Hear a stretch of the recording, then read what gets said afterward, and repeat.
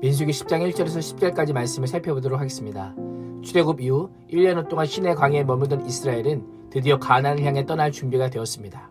출애굽 2년 1월 1일 성막을 봉헌하고 두 번의 유월절을 지키고 성막 운반과 행진을 위한 모든 준비를 마쳤습니다. 모세와 어린 수많은 이스라엘 백성을 통솔하기는 쉽지 않았습니다. 하나님께서는 모세에게 은난팔 둘을 만들게 하십니다. 성막 위에 머문 구름과 불이 시각적인 하나님의 임재와 보호의 상징이라면 은나팔 소리는 청각적인 하나님의 인도하심이라 할 수 있습니다. 이스라엘은 하나님의 임재를 눈으로 보고 제사장이 부는 나팔 소리를 귀로 들으면서 하나님의 뜻과 계획을 확신할 수 있었습니다. 나팔 소리가 이스라엘 백성들에게 하나님의 뜻을 전달하는 수단이 되었던 것처럼 오늘날에는 하나님의 말씀인 성경을 통해 우리에게 하나님의 뜻을 알려주십니다.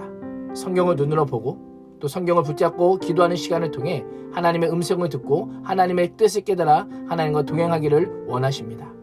하나님께서 모세에게 만들라고 명령하신 은나팔은 나팔을 불어서 회중을 소집하고 행진을 시작하게 하는데 사용되었습니다. 오직 두 개의 나팔을 통해 다양한 명령을 전달합니다. 나팔을 부는 방식에 따라 백성이 반응해야 될 행동은 달랐습니다. 나팔을 사용하는 개수와 나팔을 부는 횟수, 나팔 소리의 강약과 길이에 따라 각각의 신호를 전달하였습니다. 백성들은 각각의 나팔 소리의 세밀한 차이를 잘 분별하여 들어야만 하나님의 뜻대로 질서 정연하게 행진할 수 있었습니다. 오늘에 사는 성도들도 시대를 잘 분별할 줄 아는 영적인 통찰력을 가져야 됩니다. 그 통찰력이 어디서부터 나올까요? 하나님의 말씀을 귀담아 듣고 잘 분별하는 데 있습니다. 세상의 소리를 많이 듣고 자주 듣는데 그 분별력이 있지 않습니다. 오늘 나에게 주시는 세미한 하나님의 말씀에 귀를 기울이고 순종하는 데 있는 것입니다. 8절을 보면 하나님께서는 나팔을 아론의 자손인 제사장들이 불 것을 명령합니다. 오직 아론의 자손 제사장에만 나팔을 부는 것이 허락되었습니다. 제사장이 나팔을 불도록 하는 것을 대대의 영원한 율례라고 선포합니다. 제사장 늘 깨어서 구름을 살피다가 구름이 움직이면 나팔을 불었고 백성들은 나팔 소리에 따라 일사불란하게 움직여야 했습니다. 베드로전서 2장 9절은 너희는 택하신 족속이요 왕같은 제사장들이요 거룩한 나라요 그의 소유가 된 백성이니 이는 너희를 어두운 데서 불러내어 그의 기이한 빛에 들어가게 하신 이의 아름다운 덕을 선포하게 하려 하심이라 라고 말씀합니다. 우리가 하나님께서 택하신 족속이요 왕같은 제사장입니다. 우리를 부르신 이유는 우리를 어두운 데서 불러내어 그분의 놀라운 빛으로 들어가게 하신 아름다운 덕, 즉 복음을 선포하기 위함입니다.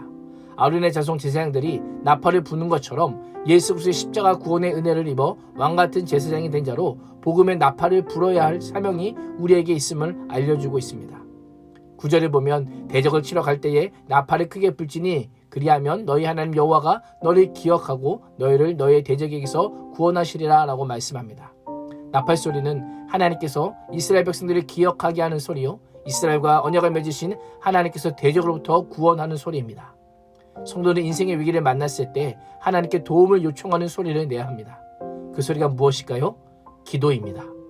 어려운 상황에 우리 인생에 개입하여 주시고 건져주시고 피할 길을 내시는 하나님께 간구하며 그 일을 행하시기를 기대해야 하는 것입니다. 10절에서는 희락의 날과 정한 절기와 초하루 후에 번제물과 화목제물을 드리면서 날파를 불라고 명령합니다. 하나님께서 기억하시고 은혜를 베푸실 것이다 라고 약속합니다. 은나팔은 하나님과 이스라엘 백성 간의 언약을 기억하게 하는 수단이자 은혜 안에 머물게 하는 영적 각성의 수단이었습니다. 성도의 기도 소리는 하나님의 자녀를 기억하게 하는 소리요 은혜 안에 머물게 하는 소리입니다. 함께 그 말씀을 보면 은나팔 소리가 이스라엘 백성들의 의사를 전달하는 수단으로서 구원을 요청하는 수단으로서 은혜를 베푸는 수단으로서 사용되고 있습니다. 하나님의 백성인 성도는 나팔 소리에 따라 행동하는 자들입니다. 나팔 소리에 맞춰 행진하고 멈추며 나팔 소리가 삶의 기준이 되어야 하는 것입니다. 오늘 하루도 하나님의 말씀과 은혜와 언약을 기억하게 하는 나팔 소리를 민감하게 들을 뿐 아니라 신속하게 순종함으로 왕같은 제사장으로 아름다운 하나님의 말씀, 복음을 전하는 삶을 살 수 있기를 주님의 이름으로 축원합니다. 기도하겠습니다. 하나님, 귀로 듣는 하나님의 계시인 나팔 소리에 따라 신속하게 반응해야 하는 이스라엘 백성들처럼 우리 또한 말씀의 나팔 소리에 민감하게 반응하여 순종하게 해주시고 인생의 위기를 만날 때는 기도의 나팔을 불어 하나님께 기억될 뿐 아니라 구원의 은혜를 덧입는 복된 인생 되게 하여 주옵소서. 예수님의 이름으로 기도합니다. 아멘.